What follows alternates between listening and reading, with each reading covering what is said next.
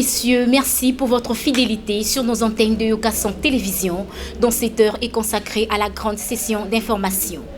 Déjà, un changement total intervenu à la tête de la Banque centrale du Congo et la régie de voies aériennes RVA, décision prise par le chef de l'État Félix-Antoine Tshisekedi Tshilombo, ordonnance lue ce lundi 5 juillet 2021. Suivez Merveille Ngwalula. Première ordonnance, l'ordonnance numéro 21-035 du 30 juin 2021 portant nomination des membres du conseil d'administration d'un établissement public dénommé Autorité de régulation et de contrôle des assurances, ARCA en abrégé. Le président de la République, au terme de cette ordonnance, sur proposition du gouvernement, ordonne article 1er, sont nommés membres du conseil d'administration de l'autorité de régulation de contrôle des assurances en abrégé ARCA les personnes dont les noms suivent. 1. Monsieur Deogracias Mutombo Mwananyembo. 2. Monsieur James Baituka Makula. 3. Madame Malangu Kabedi Mbouyi. Article 2. Est nommé à la fonction en regard de ces noms la personne ci-après, M. Deogracias Mutombo Mwananyembo, président du conseil d'administration. La deuxième ordonnance, c'est l'ordonnance numéro 21-036 du 30 juin 2021 portant nomination d'un gouverneur, des vice-gouverneurs et des administrateurs de la Banque centrale du Congo. Le président de la République, au terme de cette ordonnance, sur proposition du gouvernement et le Conseil des ministres entendus, ordonne et nommé gouverneur de la Banque centrale du Congo, Madame Malangu Kabedi Mbouyi. Sont nommés vice-gouverneurs de la Banque centrale du Congo les personnes dont les noms ci-après. 1. Monsieur Dieudonné Fikiri Alimasi. 2. Monsieur William Pambou Pambou. Article 3. Sont nommés administrateurs de la Banque centrale du Congo les personnes dont les noms ci-après. 1. M. Thomas Batetele Bolekilinka. 2. M. Prince Leta Katumba. 3. M. Alain Kahasha Ntumwa Ntariba. 4. M. Louis Nsa Elongo Isemoli. 5. Mme Eliane Munkeni Kiekie. 6. M. Georges Chilenge Chamboui. 7. M. Jean Nsele Ilema. 8. M. André Wameso Kwa Loloki. Progressant, le chef de l'État, Félix-Antoine Tshisekedi Tshilombo, a promulgué la loi prolongeant le 15 jours de l'état de siège en vigueur depuis le 6 mai dernier afin de faire face à l'insécurité dans les provinces du Nord Kivu et de l'Ituri. Propos recueillis par Rachel Chiap. Suivez. Troisième ordonnance, c'est l'ordonnance numéro 21-037 du 4 juillet 2021 portant prorogation de l'état de siège sur une partie du territoire de la République démocratique du Congo. Le président de la République, le Conseil des ministres entendus, ordonne. L'article 1er est prorogé pour une durée de 15 jours, prenant cours le 5 juillet 2021, l'ordonnance numéro 21-015 du 3 mai 2021, telle que complétée à ce jour, portant proclamation de l'état de siège sur une partie du territoire de la République démocratique du Congo. Article 2. Sont abrogées toutes les dispositions antérieures contraires à la présente ordonnance. Encore le président de la République, sur proposition du gouvernement, de créer en République démocratique du Congo un service dénommé Programme de désarmement, de démobilisation, relèvement communautaire de stabilisation. Le PDDRCS est un service public placé sous la haute autorité du président de la République démocratique du Congo, qui elle soit des orientations et à qui elle répond de son exécution. Ce service résulte de la fonction et de la fusion du programme national de désarmement, de démobilisation et insertion en République démocratique du Congo et le programme de déstabilisation et de la reconstruction des zones sortant des conflits armés STAREC en sigle. Lu par le porte-parole du chef de l'État, Kassongo Mwema Yamba Yamba, à la télévision nationale le 5 juillet 2021. Encore le président de la République démocratique du Congo, Félix-Antoine Tshisekedi Tshilombo, a rendu hommage à l'ancien sénateur Jacques Tchimbombo Mukuna à la mort de l'hôpital du cinquantenaire de Kinshasa. Rachel Tiabou nous fait le point. Plusieurs politico-administratives ont également pris part à la levée du corps de l'ancien sénateur. Il s'agit notamment du président de l'Assemblée nationale, Mbosso Kodia, du gouverneur de la ville, Jean-Tini Ngobila, et du conseiller spécial du président Tshisekedi en matière de sécurité, François Beya.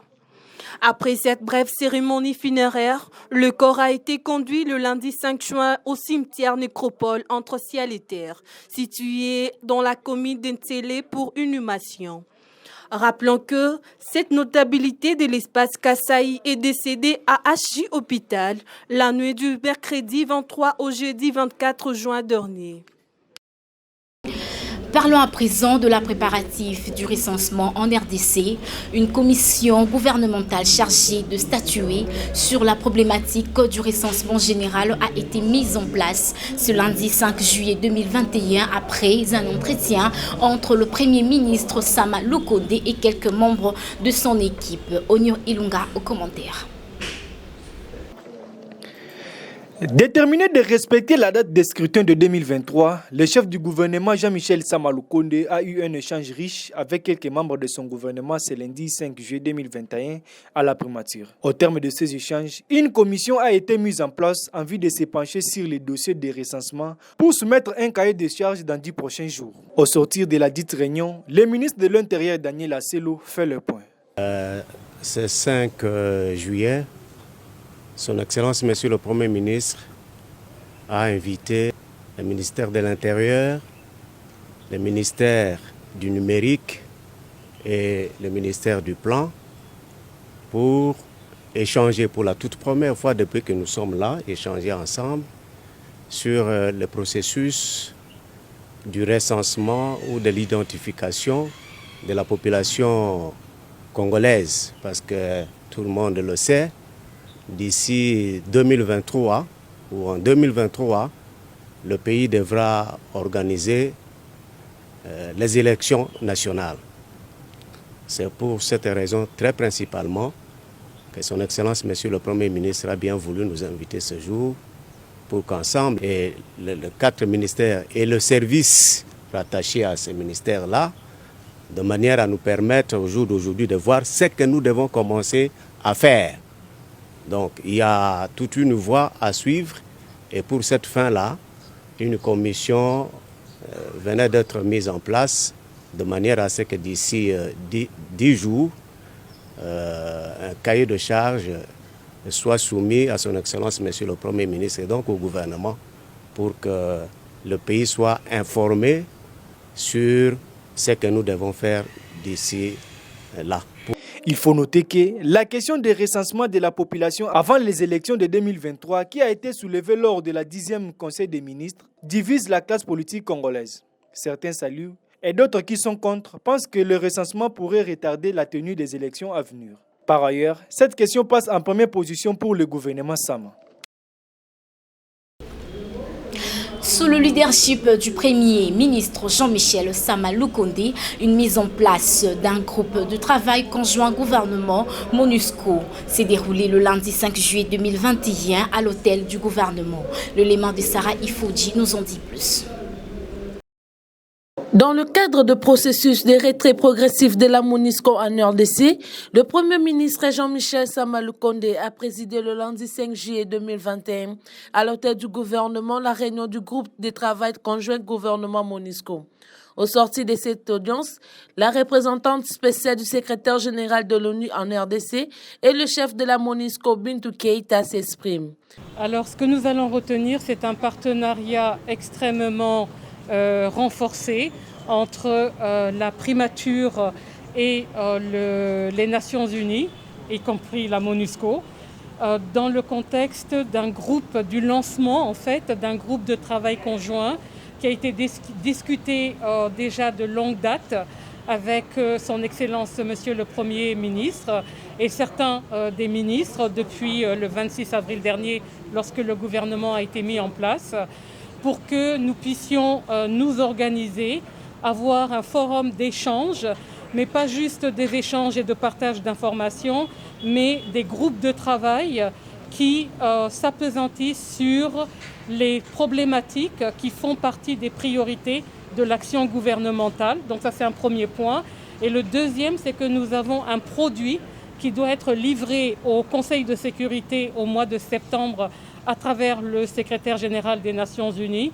Et donc là, aujourd'hui, c'était le moment où toute la délégation gouvernementale sous le leadership du Premier ministre nous a indiqué très clairement qui seront les présidents et coprésidents de ces différents groupes thématiques qui ressortissent à la fois de la protection civile et des droits de l'homme, ressortissent du DDRCS, ressortissent aussi de renforcement des institutions du pays et notamment tout ça en liaison avec la priorisation de la sécurité à l'est du pays. Et dans la manière de pouvoir travailler, c'est que ce groupe lancé aujourd'hui sera le groupe qui va suivre les travaux et recevoir les travaux des différents sous-groupes de manière à voir et à faire régulièrement l'état des lieux de comment nous avançons sur la mise en œuvre de l'appui de la MONUSCO et des agences, fonds et programmes du système des Nations Unies à la mise en œuvre de l'action gouvernementale. Retenons que plusieurs membres du gouvernement de l'Union sacrée de la Nation ont pris part à cette réunion.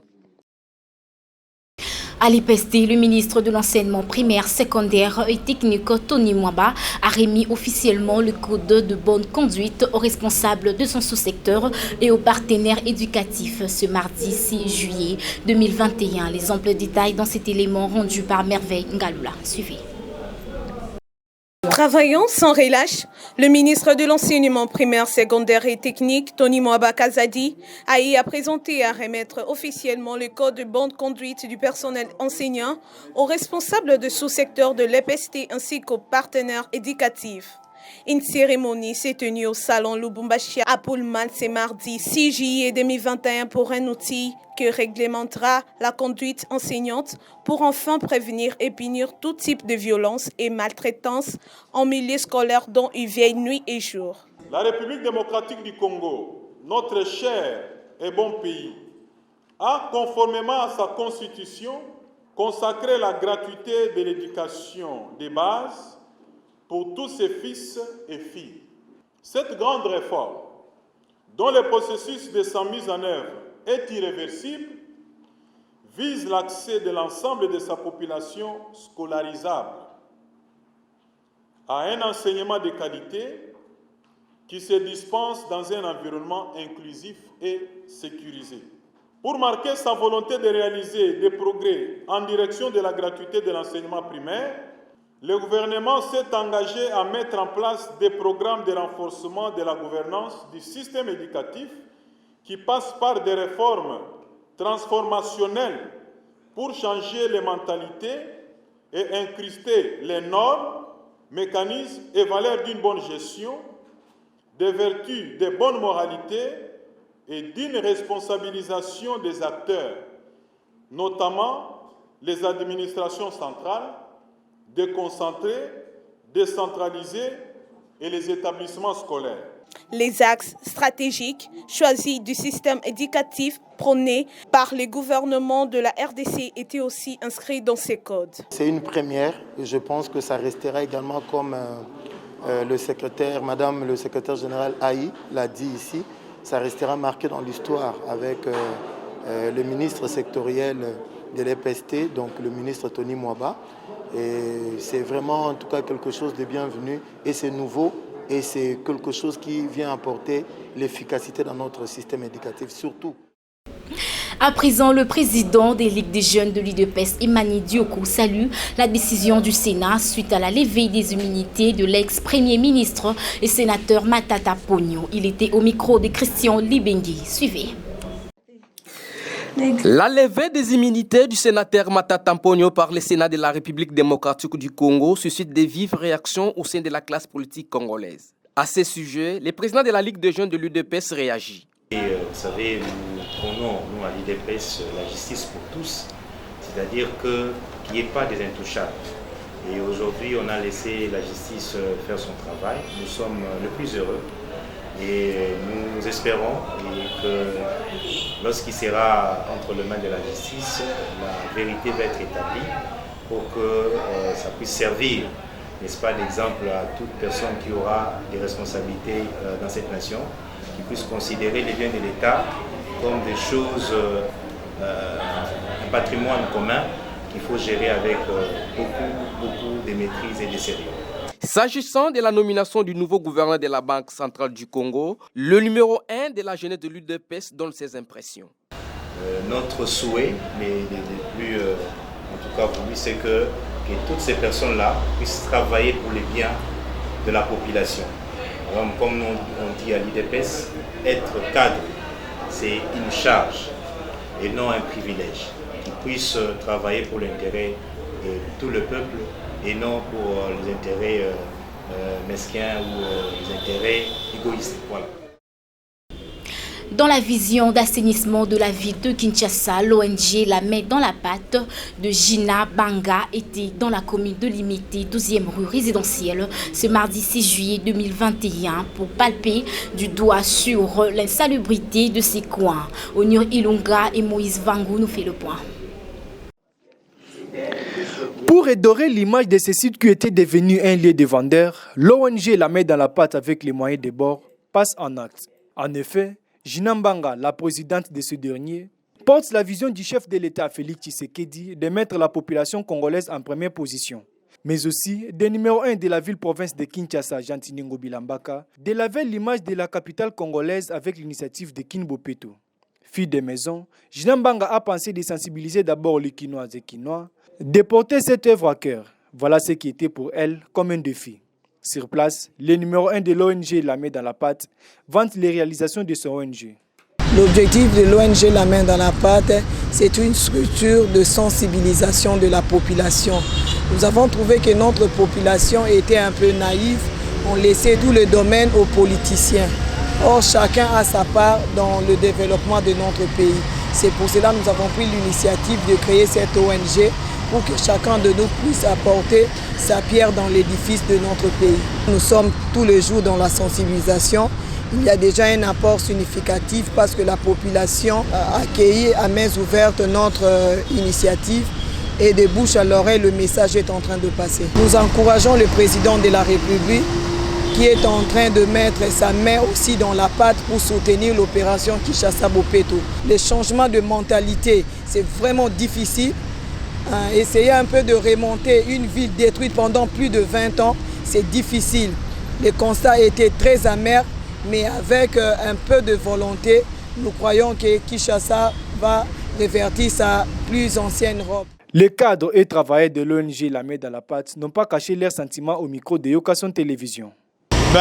Nous sommes là pour juste contribuer un plus dans notre ONG La Main dans la Pâte. Les évolutions vont bien car chaque jour nous travaillons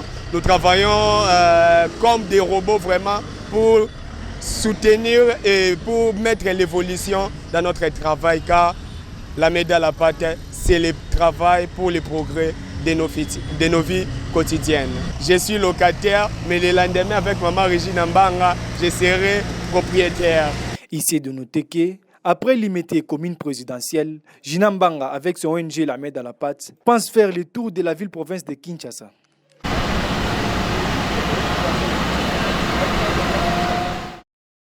Mesdames, Messieurs, c'est par cet article que prend fin cette grande session d'information. Portez-vous bien sur nos antennes de Yokason Télévision. On se revoit demain à la même heure.